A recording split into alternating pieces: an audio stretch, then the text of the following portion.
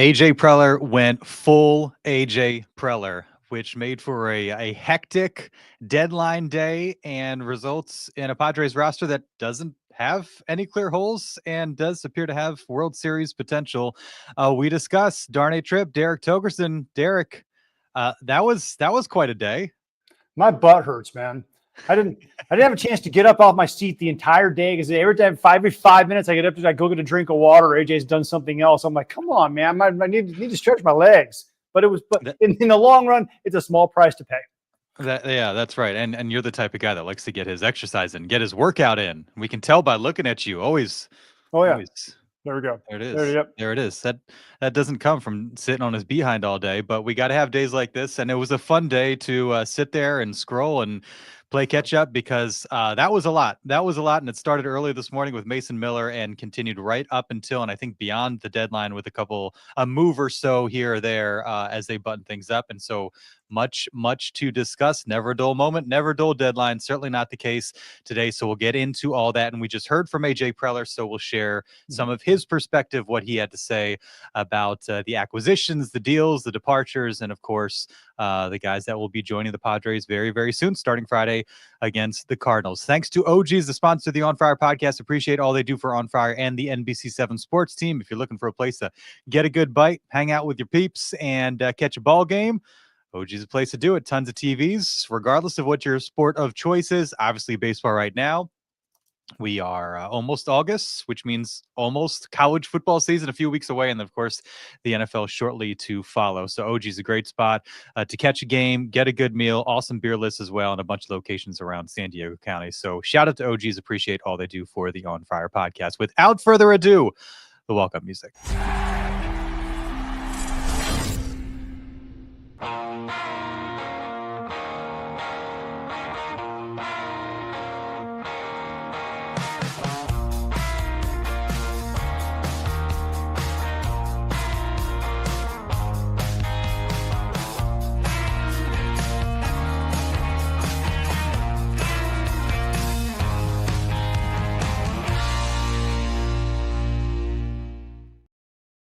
It is the On Friar podcast brought to you by NBC7. Always a pleasure to be with you, and especially on a day like this. Quite an eventful trade deadline day, as is typically the case, Derek. And I was just thinking about it. Like, I feel like you got to kind of take the Juan Soto, Josh Hader deadline out of it because that it was like a once in a lifetime type deadline.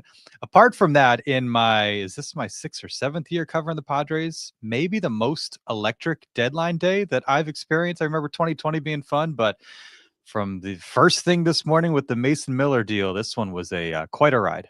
And it wasn't just the Padres. It was all up and down Major League Baseball. I mean, everybody was making moves like crazy left and right. People, especially right as it got down to the very end, it was just a flurry of moves from a bunch of different teams. And then the wild part is the biggest names that everyone thought was going to be traded, myself included, the Dylan Ceases and the Sandy Alcantaras and the Luis Robert Juniors of the world, they're the ones that didn't even go. So the fact that AJ was able to hold on to what he held on to at the same time that he was giving up what he gave up to get what he brought in, like this was exquisite what he was able to do. I mean, it's remarkable how he reshaped this roster, not just for this year, but for the next several years. It's amazing. Kudos beyond kudos to AJ Preller for what he's done. I think it's going to take some time to set in that Dylan Cease is still on this team. Robert Suarez is still on this team because those were two guys. You felt like at least one of them was going to be gone, and not due to a lack of talent or anything like that. Obviously, they're going to be free agents after the season. It's going to be hard to keep them around from that standpoint. Cease hasn't had the best season. Suarez has been spotty at points, but it just felt like in order for them to fill their needs, they would have to part with someone from their big league roster. I was certain of it. And so I, like you, shocked that they were able to strengthen their bullpen with one of the, if not the most electric relievers, closers in Major League Baseball. Oh, he's number one. Yohan Duran's a close second, but Mason Miller, man, this freaking guy. To get him, to get Ramon Laureano and Ryan O'Hearn, two guys that I think separately a lot of discussion about them as possibilities. You get both of them. You kind of round out the rotation with JP Sears, Nestor Cortes, having lost Ryan Berger and Stephen Cole. That was a surprise or a concern at one point. Like, you're feeling good about the rotation depth, and then you find out that in the Freddie Fermin deal, you're losing two of your young kind of depth arms, and then a late deal for Cortes, and when everything kind of washes out, you're like, okay, this is a good baseball team on paper, real World Series potential. The bullpen stacked, lineup, you rounded that out. Rotation, you've got some depth there. Like, where is the obvious weakness other than the farm system? Do you mean that we care about right now? There isn't one. I mean, look at the checklist we had coming in, right? It was catcher. I love Freddie Fermin.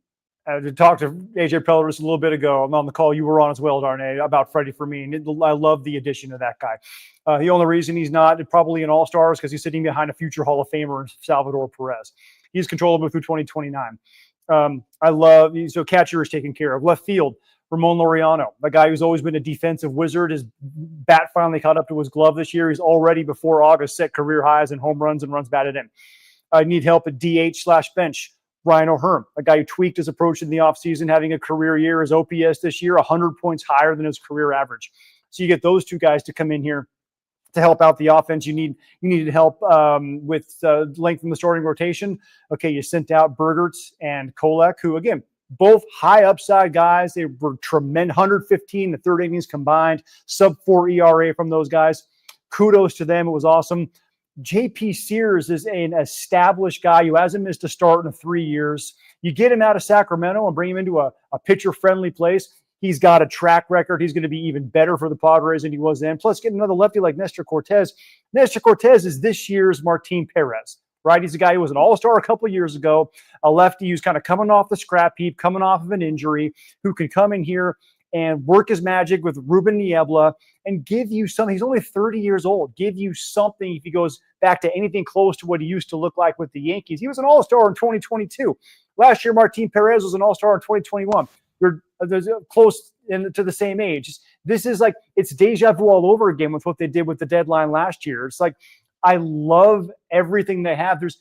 The bench is deeper. The lineup is deeper. The rotation is more experienced. The bullpen is freaking scary. You're right. There's no way you can look at this and go, we can attack the Padres here. They're now, are they as good as other teams in every area? No, but as a whole, this is one of the most now complete baseball teams in the league, along with teams like the Phillies. Put the Mets in there, and maybe the Dodgers, given the fact they didn't do nearly as much at this deadline as people thought they would. Yeah. Excuse me. My apologies to all the graphic design experts out there, but something I threw together just to kind of show the ins and outs from this deadline, what went out the door and what is coming our way. One list a lot longer than the other. You can tell by the font size there. This does not include our apologies to Jorge Quintana, kind of at the buzzer there. He's in the complex league. Don't worry about it. He's a project. Yeah, exactly. But you even a guy like Will Wagner, more bench depth. What is the fit there going forward? A young guy, and so organizational depth. Yeah, that's all. He's a guy who's like a Mason Miller, McCoy. The other Mason, the infielder for the Padres. McCoy. Mason McCoy. Thank you. God, my brain's swimming right now. Billy Wagner's son, by the way. So now you have a little tie with the Padres between the one of the greatest closers of all time with another one of the greatest closers of all time. But he's going to be down in AAA. I don't see a path for him on this club right now. Again, it's an organizational depth kind of thing. But again, you know what? He's shown that he can hit right-handed or left-handed pitching. Why not? Yeah. And looking at the right-hand column, there's obviously one clear name that really stings, and it's right there at the top. You follow the guys on the farm more closely than I do. I know there's some names in here that you do feel strongly about, and like you said, kudos to Ryan Berger and Stephen Kolek in a season where you needed to show your depth. Those guys had to pitch a bunch of innings, and they did so, and did so really, really well. And I figured they'd have more opportunities as the season goes on.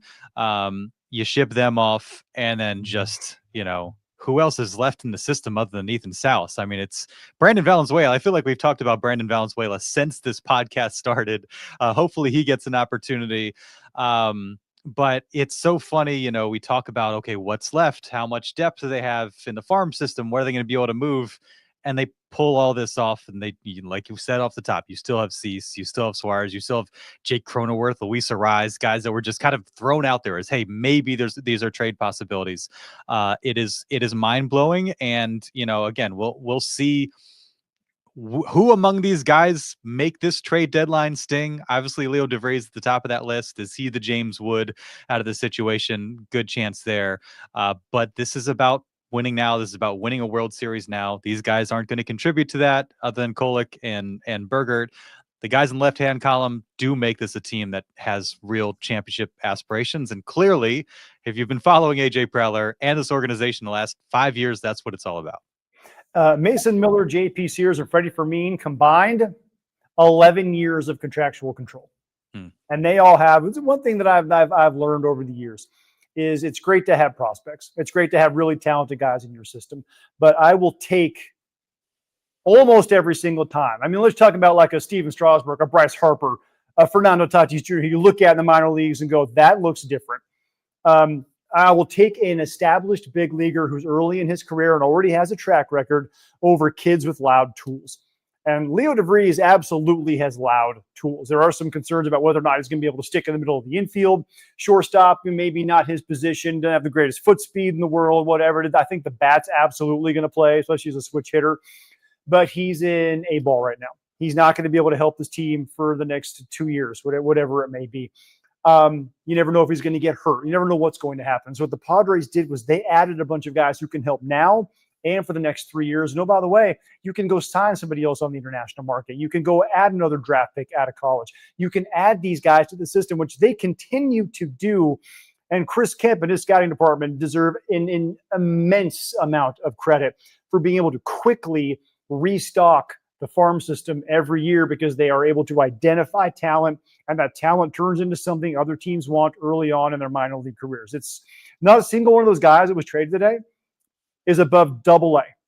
Most of them are either high A or low A players. A couple of them are even complex league players. It's incredible just the amount of guys that cannot help. Manny Machado right now, who's having an MVP caliber season, doesn't give a damn about whether or not Boston Bateman can help in 2028. He wants to win now. So going out and finding a guy like Ryan O'Hearn and Ramon Laureano to come help right now, that's a clubhouse thing. Darnay, you remember 2021. They didn't do anything outside of Adam Frazier, and the clubhouse was like, what are we doing here? And all the good vibes and all the chemistry went completely out the window. This is the opposite of that. We're like, hey, great. Those guys, maybe they'll be good sometime down the road. But right now, we are energized getting these two guys who can help us in this moment. It's just it makes all the sense in the world to me. And yes, De Vries could be a stud. Mason Miller for 4 years, I will trade De Vries any day of the week for a guy like Mason Miller with that stuff, with that pedigree, who, by the way, you can stretch out to become a starter next year. I will do. Yes, I will do that. Don't give me this prospect hugging crap. That's saying a lot from you because you were a Leo. We were all Leo De Vries believers, but you were very much a Leo De Vries. Of course, so. Yeah, but you didn't tell me that Mason Miller was in the mix. I'm saying don't trade him for Jarren Duran. Yeah, but you're talking about a guy like Miller. That's a different beast. All right, especially this year, man. What are you going to do now? I heard Yonder Alonso on MLB Network say, if the Padres have the lead in the third inning, the game's over. And that's only a slight exaggeration. Yeah. There's a lot there. I think from an overly simplistic viewpoint, you mentioned 2021. If you look at 2020 and since, every year where it's they clearly made upgrades, and it wasn't a, well, we'll see what happens here type of deadline. 2020, Clevenger, Nola, Mitch Moreland didn't really pan out, but clear upgrades, especially Nola had a really good season. Trevor Rosenthal, great example. Yes. 2022, obviously Soto and Hader. 2024, Scott and Adam, what they did with the bullpen. And then this year, compared to 2021, Adam Frazier, Daniel Hudson wasn't going to work. 2023, Rich Hill, G-Man Choi, Garrett Cooper wasn't going to work. When they've really gone for it and made bold, big moves, it's typically worked out to some degree, especially recently with an NLCS and last year 1 game away from beating the Dodgers. And I think maybe it's a lesson that AJ Preller has learned, because so many of these deals have been for a guy with like a year and a half, 2.5 years. And especially in like a Soto's case, that 1.5, that 2.5 turns into 1.5 really quickly when you're going into your contract year. So to get a Miller who you have through 29, Sears who you have through 28, Fermin who you have 4 years after this season, O'Hearn, he'll be a rental potentially, Laureano club option for next year. But making those trades and having guys that you can bank on, especially that catcher spot. I mean, that's one thing I thought. It's like every year you have this revolving door of old catchers. And at a certain point, you can't just keep like, who's the new 34, 35-year-old that we can have for 1 year? You just can't do that. Nola kind of being a different example of the contrary. Now you have Fermin who you can at least slot in there. And I think the hope, Ethan Salas gets healthy, gets right, and there's kind of your succession plan or somebody that can help him out. Preller raved about Fermin's makeup. I mean, he went on and on about A+ reports and this and that. And so, I think similar to an Austin Nola, similar to a Kyle Higashioka, a guy that everybody loves.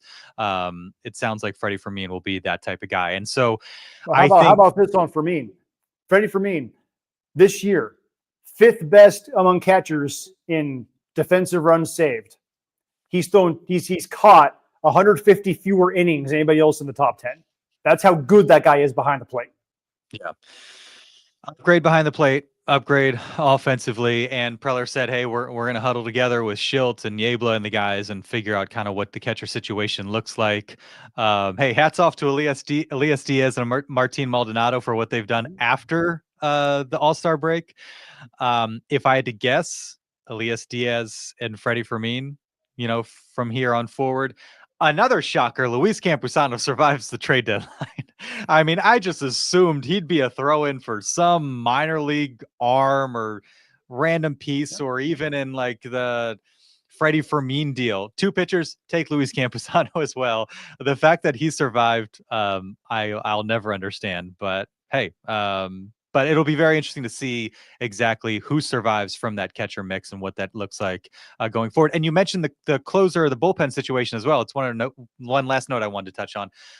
Preller saying they can give some guys rest, and now Schilt can have kind of multiple combinations to work with. So one night you can go Morahone, Adam, Suarez. Another night you can go Estrada and Mason Miller, and I'm missing somebody.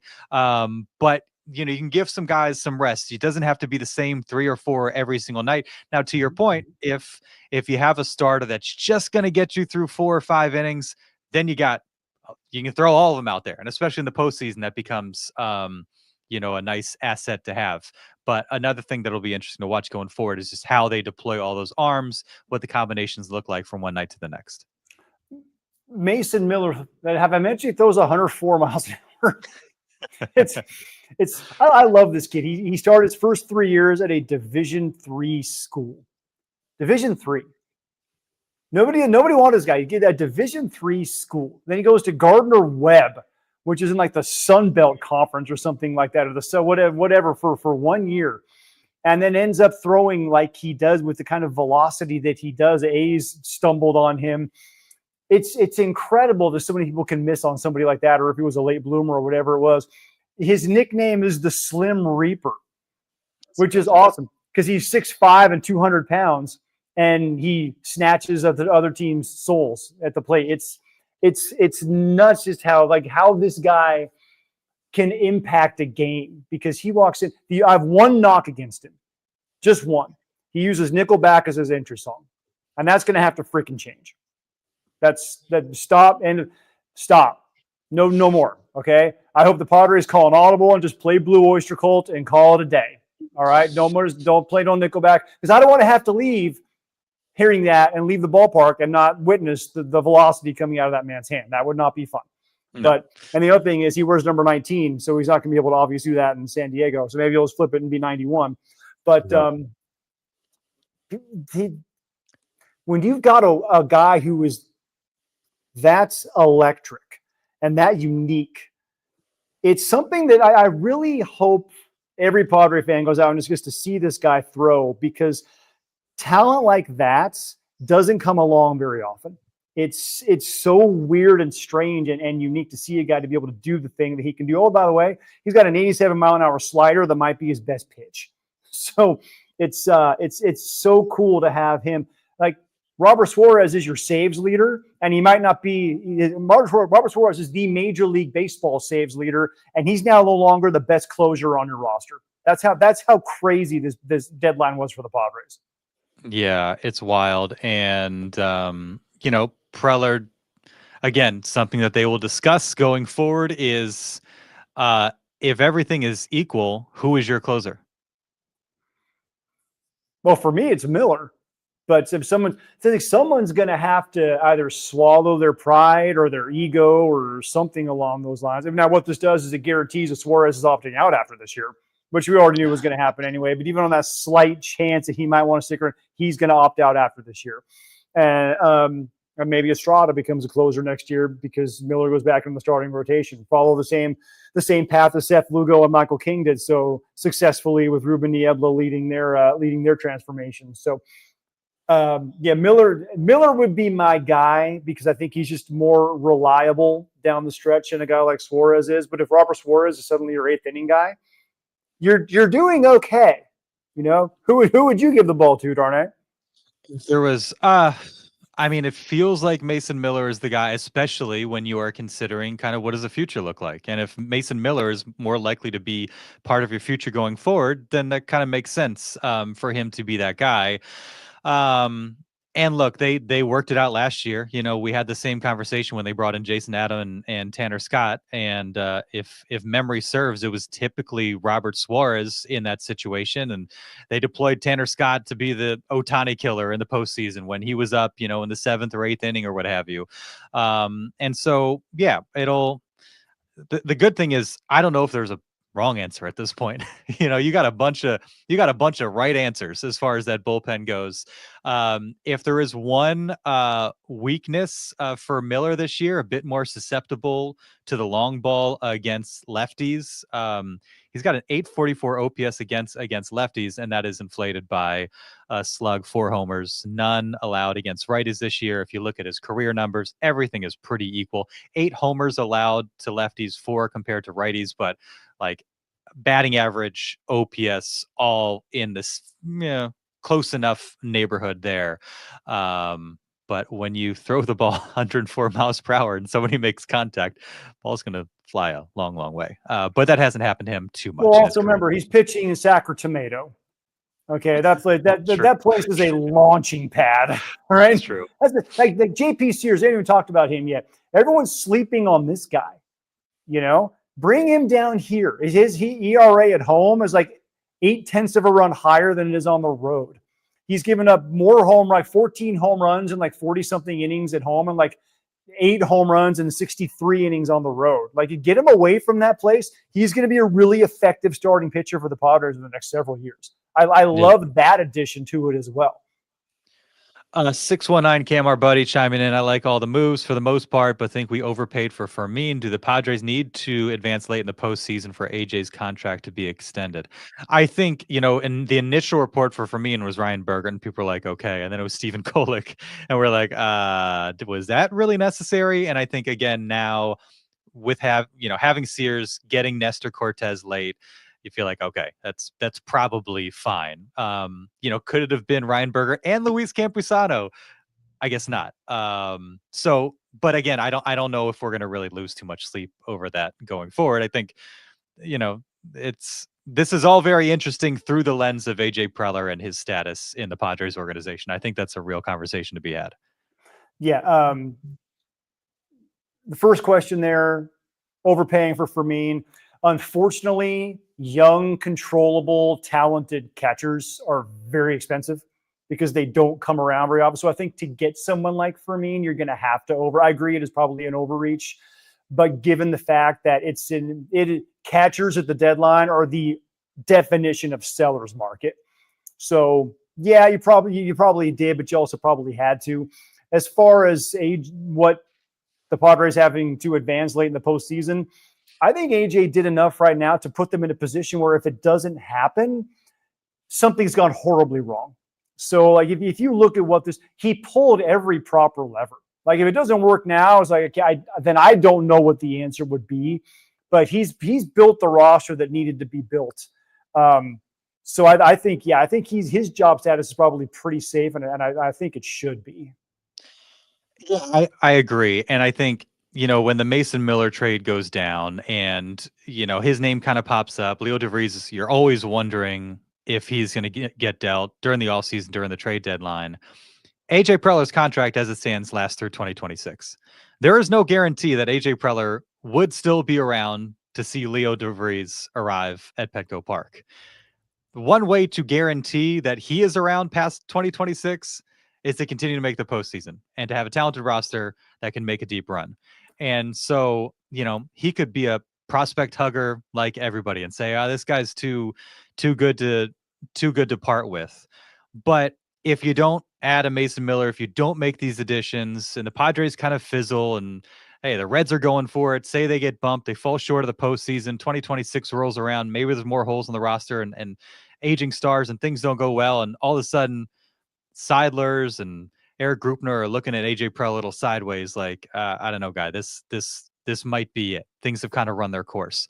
AJ Preller, he'll never say it publicly. And he said, look, it's never about just 1 year, winning 1 year. The message, the goal is to be the team of the decade and to be in it, to be a contender year in and year out. They haven't done that year after year, but they've done that for a stretch now, 5 years and now going on 6. And this could be the first time going back to back of the postseason since 05-06. That's how AJ Preller is going to keep his job and remain president of baseball operations for the San Diego Padres. And he did so making another bold move that is going to make this a World Series contending type of roster if things break the way they should. And we know that. And I think this is just kind of further confirmation of what happened in 2022. And that was Josh Hader and Juan Soto are no longer like this one-off crazy thing. He did it again with Mason Miller and Leo De Vries. It is clear until they give him a 15-year contract extension, this is how AJ Preller is going to do business. Year in, year out, do whatever he can to field a World Series contending roster. I think AJ Preller could get the Mike Krzyzewski lifetime contract and he would still operate this way. This is just how AJ is wired. And honestly, I think it's because he doesn't know any other way. He would get bored if he was just kind of going through a trade deadline like, whatever, I got the roster. He could have the 27 Yankees and be like, nah, man, I need something to behind Ruth in the order. He would still be trying to tweak things because that's just how and who he is. I'm pretty sure that he's not completely satisfied with what he did today. It's wild just because he's always looking to work the margins, work the fringes, find something else, find somebody else. And the one thing, Darnay, that he kept on bringing up that was really cool was personality and makeup. Because I was really critical of him, especially after 2023, of not understanding how people fit together, but understanding how baseball players might fit together with talent, but not how a clubhouse really works with one another. And he said that he really relied on Mike Schilt to understand how are these personalities going to work together and interact. So I think he really learned a lesson from that. And I give him all the credit in the world for learning that lesson. You can't just have guys who are really good, talented baseball players. You need guys who are going to be together in that club. These guys spend more time during the baseball season with each other than they do their own kids, right? You have to have everything in the clubhouse working properly together from a chemistry standpoint. And all these guys seem like they are really good clubhouse guys. So kudos to him for figuring that part out and bringing in something who's going to actually work off the field as well as it will on the field. Talking about the closer situation, and AJ said, I don't chime in too much on that. I don't tell him what to do. I'm like, I don't know if I believe you, AJ. I think AJ's probably making his feelings known, whether it's the lineup, whether it's how relievers are used, that sort of thing. I don't know if I'm buying that. I think too much might be the caveat there, because I mean, we all have very differing opinions on what too much is. Yeah, true. Chip Rock saying the days of Adam Frazier being the big trade is long gone. Insane day, AJ for the win. Yeah. Agreed. Let's never do that again. Back to 619 Cam. So Wade and Maldi probably gone, as well as Marinaccio and Wagner. Johnson Wagner sent down. Johnson has played well, but maybe not good enough with our bench now. He has done some good things. Bryce Johnson, Trenton Brooks probably is a guy who's probably one of the odd men out. That's the other thing that AJ's got to look at here is their 40-man roster right now has 40 guys on it. And that does not even, and that's just after the Miller trade. They have not even yet had to make corresponding moves to bring in Laureano or Cortes or O'Hearn, and they also have to make another one because Michael King is on the 60-day IL, so he doesn't count against the 40-man. So that's 4 dudes they're going to have to figure out a way to bring on to the 40-man roster. There are going to have to be some DFAs or something, or somebody else transferred to a 60-day, something. Something's going to have to give here, and they're going to get some very, very interesting roster moves to make. But you're right, Bryce Johnson's played well, but how many times have we had like, all right, here's the rally, who they sent up to pinch hit, and here comes Trenton Brooks, who's a local kid. Who I love the guy, but he's not exactly the one who you think is going to keep the rally going. Now, who's coming? Oh, Gavin Sheets is coming off the bench now in a big spot. Okay, now we're talking about legitimate bench depth. Also curious how Schulte tinkers with the lineup. I assume Sheets is our power bench guy. Petco going to be electric tomorrow. You want to take a stab at what the roster might look like tomorrow, Derek? Oh, what the lineup might look like? Who's starting who's starting for the Cardinals? That's a good question. Let's find that out. I have not, because lefty-righty thing. Schulte's still going to do that. Liberatore. Okay, so the lefty. So, all right. So, see, Tatis 1, Arise 2, Manny 3, Merrill 4, Bogarts 5. I'll go Laureano 6, O'Hearn 7, Cronenworth 8, and Fermin 9. I'm just drawing it up. It's easier. Wait, how dumb is that Ryan O'Hearn, an all-star at first base, will be the DH batting 7th? Now he'll move again because it's a lefty. If it was a right-hander, he'd move up to 5 or 6. This looks a lot better than what we've been working with. Yeah, Fermin is your 9 hitter. I like this. I like this a lot. That's a lineup I'll go to battle with. So who does that? You got Iglesias off the bench. You've got Sheets off the bench. Sheets off the bench. Yeah, those are the 2 big ones. Maybe Johnson as well. Although, do you need the defensive substitution anymore? And then we'll need whichever catcher, whoever your backup catcher is going to be on the bench. So it's either Diaz or Maldonado. Yeah.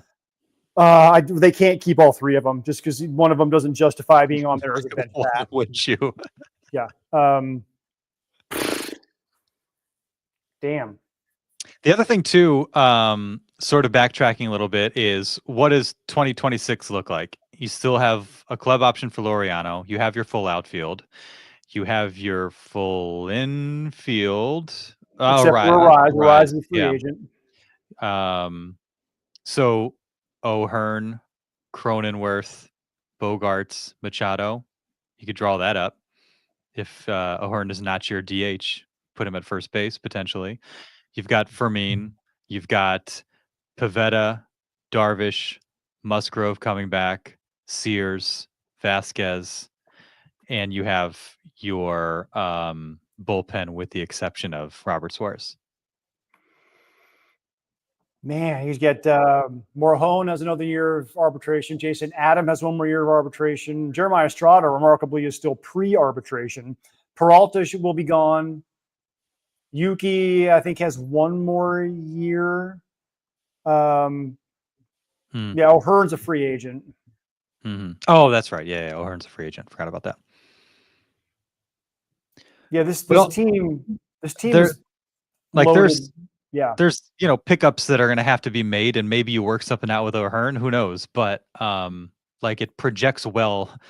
What I'm getting to is it projects pretty well for 2026, where you're not like, oh my gosh, the roster is depleted. No, you're gonna have to make a couple moves here and there, but like, pretty And oh, solid by the bones. way, Joe's back. Yeah, Musgrove, Pavetta's yep. back. Darvish hopefully doesn't have to deal with any more injuries, and he is a guy who's back after his last start. Michael King and Luis Arias are the big question marks. Michael King, I think I think anybody would agree. Michael King is priority one this offseason without blinking. And what's great is the $17 million from Eric Hosmer's dumb rear end are coming off. So you got that underneath the CBT. So that's something you can at least use to try and hang on to him. I like it. I like where this team is now. I like where this team is going forward. I like this team, Darnay. And what's your rotation now moving forward? You guys, assuming King comes back in the next go round, right? It is King, Darvish, Cease, Pavetta, Sears. I mean, you still got Vasquez. He hasn't pitched his way out, but you also have Cortes. So do you go with a 6-man rotation down the stretch to maybe help you out a little bit? Yeah, I mean, that seems to have, to be part of the plan is to build in that extra day for him. Yeah, because he's also that really good start he just had. They pushed him back a day, so maybe a little extra. It's one time. Maybe a little extra rest is good for him at this point in his career. Yeah, I'd say so. And not to mention, the last 5 days have felt Padres 2024 second half-ish. Mm-hmm. The way they swung the bats, the way they won, the way they rallied after the grand slam the other night, the quick comebacks, offensively, what they've done. I mean, even yesterday, like that game was in hand pretty much the entire time after Manny and after Sheets, and they went 1 for 11 with runners in scoring position, left 12 on. So even on a day like that, they win comfortably.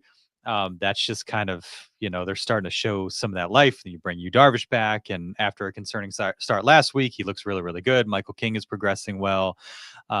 So all this while the team seems to be hitting its stride, and I think that was a little bit of concern. Like, is them playing well after the break going to sway AJ into thinking that he doesn't need to add as much offensively? And that was not the case. And he said during the Zoom, and I don't know if I believe him 100%, but he said, like, we're not, nothing that happens right before the deadline convinces us too much. We have a pretty good idea of what we have through the first 100 games, and we operate as such. And so they were pretty firm in, these are the areas that we need to add. And he said championship teams don't have weak links, and this is a team that, again, like we said off the top, does not have any clear weak links.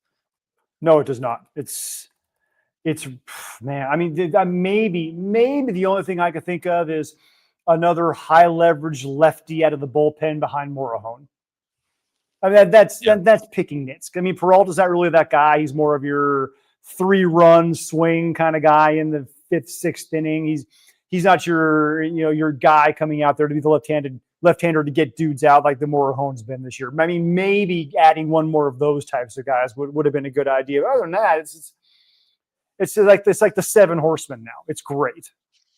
It's funny that you say that, because I was just thinking, like, again, projecting forward to next year, you've had the 4 horsemen, which is now the 5 horsemen, and once Robert Suarez is gone, you have the 4 horsemen again. And so again, the bullpen is going to be, it's situated to be one of the best in baseball again next year, even if you lose the leader in saves in Major League Baseball. And by the way, you got Sean Reynolds, who's been really good in the minor leagues. You got another big power arm to be able to come up in case you need it. It's like I mean, David Morgan's going to be the odd man out here. He's been really good, and he didn't pitch. He didn't throw a single pitch in college. I mean, that's insane to me that the guy can pick it up and be that far deep into his career and in his baseball life and come out and be that effective. He's only going to get better next year. And the thing I'm looking forward to, as much as seeing all these guys in uniform is just like, you know what it's like, the clubhouse vibe after an electric deadline. And again, 2022 being the great example, that 2024 to a degree, we weren't in there in 2020, but there's just a buzz, there's excitement, guys are excited to talk about it, and it does, I think, energize a team. And everybody was very diplomatic. I think, Fernando had a funny line, after sweeping the Mets, what message does that send? He said, to add to, we're playing well, go get us some help. And, Schultz said what he's going to say, full trust in AJ Preller. I feel good about whatever happens, and I'm sure he feels great now. Manny Machado tries not to play armchair GM too much, but I'm Except on excited. social media, whatever. I'm excited. He's not on Instagram anymore, apparently. I'm excited just to hear what those guys have to say, and the energy that is around this team and around the ballpark after a deadline like they had. And especially after the O's trade, the Laureano O'Hearn deal, because there was a stretch there where it's Mason Miller and people are having to process Leo De Vries, and you get Freddie Fermin, and it's like, we gave up some of our pitching depth. At that point, if I was like, they have to add a bat, at least a bat. And if they didn't, then, you could very easily end up in a spot where AJ's really having to kind of win people over and spin this. And the fact that they made that O's deal, you look at what they've done, you're like, okay, well done. This should play. Yeah, this will be fine. We're good now. This is fine. It's adding the left fielders. By the way, Laureano is tremendous defensively. The number of outs saved is going to be insane. And saving Gavin Sheets out there. I mean, now Gavin put in a boatload of work to become a serviceable outfielder. It's not his natural position. It's not his natural skill set. You can now drop him back to be a DH first base kind of option. I mean, the positional flexibility that they've got right now, and even AJ even said, hey, O'Hearn, he can play first, he can play left, he can play right. He didn't do it a whole lot, but he's capable of doing that and has done it at the big league level. So Laureano can play left, he can play right. If you want to give Tatis a day get him off his feet as a designated hitter. You got so many options with guys in so many different spots. It's going to be truly interesting for Mike Schultz got to be a kid in a candy store right now. He's like, I have all these things at my disposal. I can be the mad scientist. I'm going to send this guy in here and this guy in there, or bring me this dude. And it's going to be awesome. It's just going to be awesome. I'm just curious to see how quickly we can get all the scoreboard stuff done and set up, and pictures and shoots of the guys doing the things. They throw the ball in their glove and all that kind of stuff. How quickly they can get all that done, because that's going to be, man, that place is going to be just jumping tomorrow night. 100%. Just looking at the standings, 1.5 back of the Phillies, who they needed to add to their bullpen. They did. They were another team. They did a pretty good one. Yeah, Duran is really good. They wanted the other Duran as well, or Luis Robert, but I think more kind of speculation around Duran. That obviously doesn't happen. Cubs made some moves, but you're a game and a half back of the Phillies, 3.5 back of the Cubs, 3 games back of the Dodgers. And then you look at behind them, the Reds, 3 away. They obviously made some moves. Cardinals, 5.5 back, both them and the Giants. Giants for sure did some selling off. Giants in a free fall. I can't believe sold. I can't believe how wrong I was about Bob Melvin. In what capacity? I don't know. I was bummed when things went the way that they did. I enjoyed covering Bob Melvin, and he'd been a very good manager, and last year did solid work. And it feels very much like the Giants fan base is going through what the Padres fan base did in 2023. And you're like, what? The magic that this guy had with Oakland hasn't seemed to have been there since. And San Francisco, after promising start, you make the Rafael Devers deal, and you're like, all right, they're going for it. And that is no longer the case. Did not expect that to go the way that it has, but it makes the path really there's like one team you're really contending with right now. outside of the teams that are currently in playoff position, and it's the Reds. And you go back a couple weeks ago, and there's 3 teams trailing them. Now there's like 1, and you've stocked up. You're 3 games out of first place, 3.5 out of the top wild card spot. Like positioned very, very well. Yeah, and saying the Reds did a couple things. The Reds certainly didn't do anywhere near as much as the Padres did. And I was shocked to see what did the Cubs do? I think Soroka off the top of my head, Willie Castro. They got the kind of reclamation project, right? Which I thought I could have seen Soroka as a Padres guy because that's the type of guy that AJ's traded for in the past. You know, and especially if they had dealt Cease and we're looking for, you know, a combination of arms to kind of take over those innings, that wouldn't have shocked me. Soroka, are there others here? Because right now I'm looking at the standings as well. The Reds, and then you got the 3 games back. The Cardinals 5.5 games back. Cardinals dealt Helsley, their closer. They're coming in to start a 3-game series this weekend against the Padres, who are going to be on fire. And then the Giants 6 games back. They've lost 6 in a row. They sold pieces. The Marlins are 7 games back. For some reason, the Marlins didn't go into fire sale mode at all, which a lot of people thought they would. The Diamondbacks have completely fallen off. The Pirates sold off Bednar. The Braves are too injured to do anything. I mean, it truly is right now. It's the Cardinals on the outskirts, Reds, Padres, and then Phillies, Mets, Cubs, Brewers, depending on whoever is going to be winning the division and, you know, in the wild card hunts. And then you're right, the Padres sitting there. I honestly, Darnay, I didn't think I would say this at any point in the season, but the Dodgers have had so many injuries and they have been dealing with so much nonsense. If they've never been as vulnerable as they are right now. And given the fact they got Brock Stewart and some other tomato cans at the deadline. Padres have 6 games head to head with them the rest of the year. Got rid of Dustin May. Got rid of Dustin May. Snell is going to come back at some point, correct? Sasaki is expected back at some point, but Ohtani apparently looks like he's not going to pitch anymore this year, unless it truly was just a cramp and they're not scared to death to put him back on the mound. This is the year that I'm not predicting it to happen, but before I was like, they're not catching the Dodgers. Stop. Even when they had the triple play to get in last year, they're not catching the Dodgers. I could find the clip from last year. I could find the clip from last year, Derek, where I'm like, hey, 3 games out, 4 games out, couple weeks to go, and you just shut it down. Not happening. Not happening this year. I was like, come on. It's fun to dream, Derek. I like this side of Derek Togerson. I'm glad you're here. Yeah, this year it's different. This year, it's the Dodgers are so beat up. The Padres just did so much at the deadline. This is, again, I'm not predicting it to happen, but I'm saying if there ever was a time the Padres can track them down and do it right now, this is possible. This is possible. I like it. I like possible. You got to start somewhere. Chip Rocks. Reds big trade just gifted 2 runs for the Braves just now. It's 3-3 after a 2-run Cabrian Hayes error. He's a Gold Glove winner, though. I mean, that's the thing about the prospects and stuff, right? So everybody looks at this and they go, "Hey, look at all these prospects, all these guys." All right, Ty France was never ranked in the top 30 of the Padres prospects. He went to an All-Star game for the Mariners.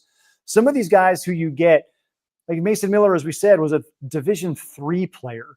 You know, these prospect lists are just a few guys at MLB Pipeline who look at the stuff and go, yeah, we're just going to rank them, and this is what we think. They're not the end-all, be-all of all this stuff. Remember back before you were here, Darnay, it was like 2006, 7, 8, 9, right in there. The Padres had like 7 or 8 guys in the top 100. And it was like Corey Lupke and a bunch of guys who never did anything at the big league level. Reimer Liriano, you know, like Chase Headley was the only one who did really anything at the major league level. Prospects, somebody said at one time, prospects are suspects until they do something that actually matters.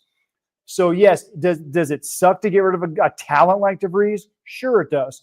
But Ruben Rivera was also a pretty darn big talent, and that never really transpired into anything. So give me the guys with the track record already who are also young and controllable. If De Vries becomes another James Wood, okay, whatever. But if you win a World Series right now because you did it that way, or next year because you did it that way, I will take that, and we will all happily go to the parade. By the way, OPS plus the last 2 years, 61 and 60 this season. For who is that? Ke'Bryan Hayes. Yeah. So I don't he's know. not. That's the thing. The Reds needed a bat, which is weird playing in that ballpark that the Reds of all people would need a bat. But the Reds needed a bat, and they didn't go get one. They got Ke'Bryan Hayes. That was their big thing. The Padres needed a bat or two, and they went out and got an all-star and a guy who's having a career year. That positions of need. So it's what AJ did at this trade deadline. It's just, aside from maybe what Seattle was able to do in getting Suarez and Naylor are not really giving up all that much, AJ had the best deadline of anybody in the game, and it's not particularly close. One thing that's come up with Miller, because there is the chatter about him potentially getting stretched out, and AJ said like we'll have conversations with him just in terms of what it looks like and how he can best impact the organization going forward beyond this year. He did suffer a UCL injury in 2023. As after he debuted as a starter. And so that's something that's come up, and just, it's going to have to be part of the conversation going forward is, once we get to that point beyond this year, as we consider his role, is there something to that? Was that just kind of a freak thing? Is that something they can navigate, or does that necessitate him kind of remaining in that role where he can just empty the tank at 101 plus and not worry about giving them 5-6 innings in appearance? Yeah, he did come back later that year. Several doctors did say, you know what, it's inflammation, it's a mild strain, and he's been obviously fine ever since. And he came back. That's why they moved him to the bullpen. Was like, well, we can't keep 103 off the roster if he's healthy, so put him in there and then the bullpen role, and we'll see what happens. And he became the closer that he is. Remember, it's like his second or third start, he threw 7 no-hit innings, and in his pitch count, they had to shut him down. This kid, he absolutely can stretch back in. Now, they're not going to do it this year, obviously. But I can see them. You know what it reminds me of? Is like the right-handed Garrett Crochet. What the White Sox did with him a couple of years ago, where they brought him in as a starter the next year and then kind of shut him down 4 innings toward the end of the year. And then he's been completely turned loose this year, and look at how good he's been. And that would be, by the way, in 2027, when the Padres will still have 2 more years of control with Mason Miller as a full-blown starting pitcher. So it makes all the sense in the world to try and do that. But for right now, for this year, leave him where he is. Let him come out there and just pump all the gas in the world. The analogy I made was, fastballs are called throwing gas, right? Well, gas prices in California are not exactly cheap, so you had to give up something big, and that would be Leo De Vries to be able to get him. So it's just we're paying the proper tax here. Very true. Very true. I'm trying to think if there's anything else. AJ was asked about Padres chairman John Seidler, said he was super supportive, asked a lot of questions, and enjoyed the process. So first deadline with him, I think they probably ended up about salary. Well, did they end up salary neutral? I mean, They were pretty close because Mason doesn't make a whole lot. Here's the thing. The first 3 guys they got, Mason, Sears, and Fermin, are all league minimum. They haven't hit arbitration. They all hit arbitration the first time next year. O'Hearn was, I want to say, $8 million, which again, prorated is going to be a little bit less than 2. Laureano, I think, was $4 million, and Cortes was 1 at 7, 6.5, something like that. So they didn't bring in a whole lot. Yeah. Which might keep them right around the CBA. And again, they're going to, get rid of. They didn't trade away any of the guys, so they'll have to, if they DFA like a Maldonado or a Diaz or something like that, they'll still be on the hook for that. But they're probably going to be right there at that second competitive balance tax line, which, again, they reset last year, so it's not going to be as punitive as it had been. Yeah, that's a great point. Oh boy, that was a lot to wrap our heads around. Isn't it but awesome, I liked though? it. But I liked it. At the very least, doesn't suck. At the very least, AJ Preller, I mean, it's never boring. It's always interesting. No, God, no. There's something to talk about. It's just, and the fact you still have Cease, which honestly, I think if there's anything scary about this, is the fact that you're still going to be relying on Dylan Cease down the stretch, and I just don't trust that guy right now. I'm hopeful it's in there. I'm hopeful it's Oh, in it's there. in there. We just never see it.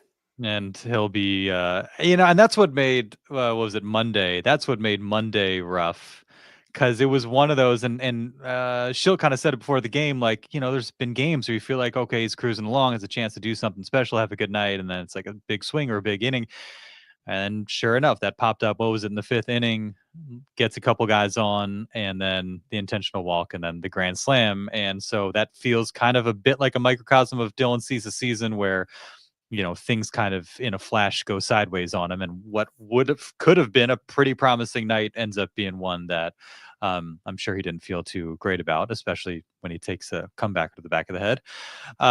So hopefully he can just kind of avoid some of that and be the Dylan Cease we know is in there, and maybe he'll be re-energized by not getting dealt and being around for hopefully will be another deep run, because he seems to enjoy it here. He does enjoy it, and we like how he's a good guy. This is probably one of the single strangest statistical seasons I have ever experienced in my life, because he has the best strikeout per 9 inning ratio in Major League Baseball and an ERA of darn near 5. It does, those things don't go together. It's weird. It's like when he does get touched up, he gets touched up in the worst possible way. There's been some bad luck in there. Again, a lot of that is his own doing, of walking somebody and then getting way too much of the strike zone with a 4-seam. The slider hasn't been as dominant this year, so hopefully he can get that part figured out. But here's the thing with Dylan Cease: every time he walks to the mound, you're thinking, this is the one where he becomes Dylan Cease again, and he looks great and strikes out the side in the first inning. You're like, no hitter incoming, and then 4 innings later, he's throwing 117 pitches and has 5 runs on the board. And you're like, what the hell happened? I don't get this.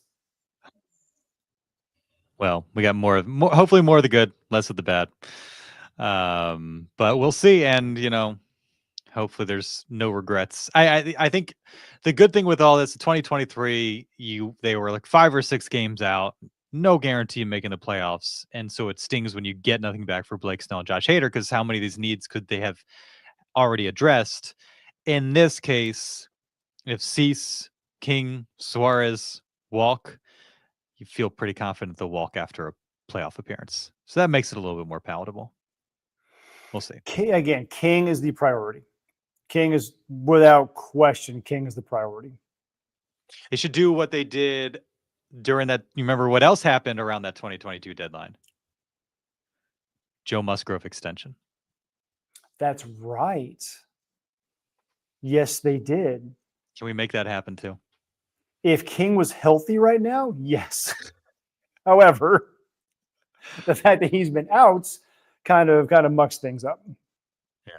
Well, he sounds confident.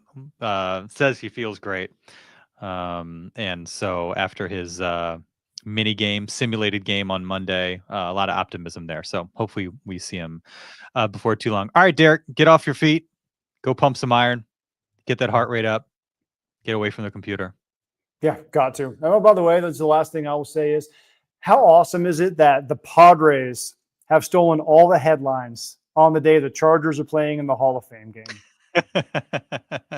Haven't even talked. I looked up. It's on the TV here because on NBC, and I'm like, oh crap, the Chargers are playing. I forgot about that.